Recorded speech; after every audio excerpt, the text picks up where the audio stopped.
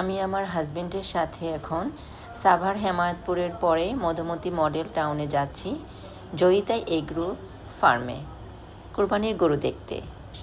এই ঈদে আমার শ্বশুরবাড়িতে যাওয়া হচ্ছে না ঈদ করার জন্য একটি বিশেষ কারণে। আর কোরবানির গরু হাট থেকে যে কিনতে যাবে, গত কয়েক বছর সাভারে আমরা কোরবানি দিইনি, দেশে দিয়েছি। তো এবার চিন্তা করলাম যে যেহেতু কয়েক বছর দেশে দেওয়া হয়েছে, তো এখন তো আর সেভাবে সাভারে আসলে প্রিপারেশনটা নাই কোরবানিটা দেওয়া। চিন্তা করলাম যে কোনো একটা ফার্মে আমরা কোরবানিটা দিই। এই যে চলে আসছি এই ফার্মটাতে, এটার নাম জয়িতা এগ্রো ফার্ম। এখানে অনেকগুলো গরুই আছে, দেশি গরু আছে, আবার হলিস্টিয়ান ফ্রিজিয়ান যে গরুগুলো আছে সেগুলোও আছে। তো আমরা একটু দেশি গরুগুলো দেখছিলাম। এখানে এসেছি আমার হাজব্যান্ডের এক ফ্রেন্ডের রেফারেন্সে।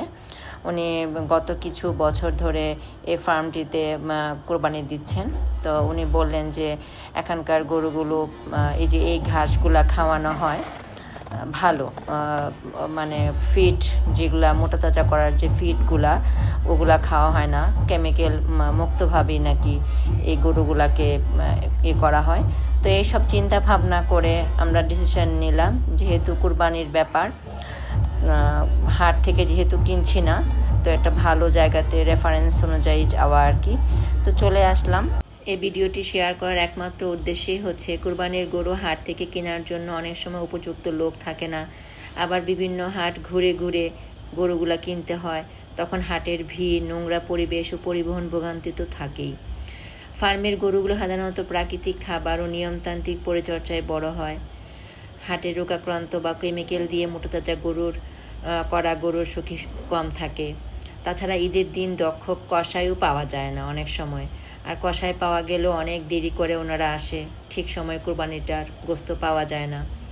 আবার কোরবানি দেওয়া স্থানটাও একটা গুরুত্বপূর্ণ ব্যাপার। কোরবানি দেওয়ার পর যে আবর্জনাগুলো হয় সেগুলো পরিষ্কার পরিচ্ছন্ন করাও অনেক সময় কষ্টকর হয়ে যায়। তো আমাদের কাছে এবার এই প্রবলেমগুলো একটু মনে হলো যে সমস্যাই, এই জন্য আমরা এই ফার্মে চলে আসলাম। এসে ডিল করলাম যে আমরা এই গরুটা নিতে চাই। তো আলহামদুলিল্লাহ আমাদের কুরবানির গরু মোটামুটি কেনা হয়ে গেছে। তো আপনাদের যদি কারো এই ধরনের সমস্যা থাকেন, আপনারা দেখতে পারেন, এখানে অনেকগুলো ফার্ম আছে এবং দেশি গরু, হলিস্টিয়ান ফ্রিজিয়ান বা আরও কী গরু বলে ওগুলো সব কিছুই আছে, আপনারা দেখতে পারেন। তো আলহামদুলিল্লাহ সবার জন্য ঈদের আগাম শুভেচ্ছা। সবাই ভালো থাকেন। আসসালামু আলাইকুম।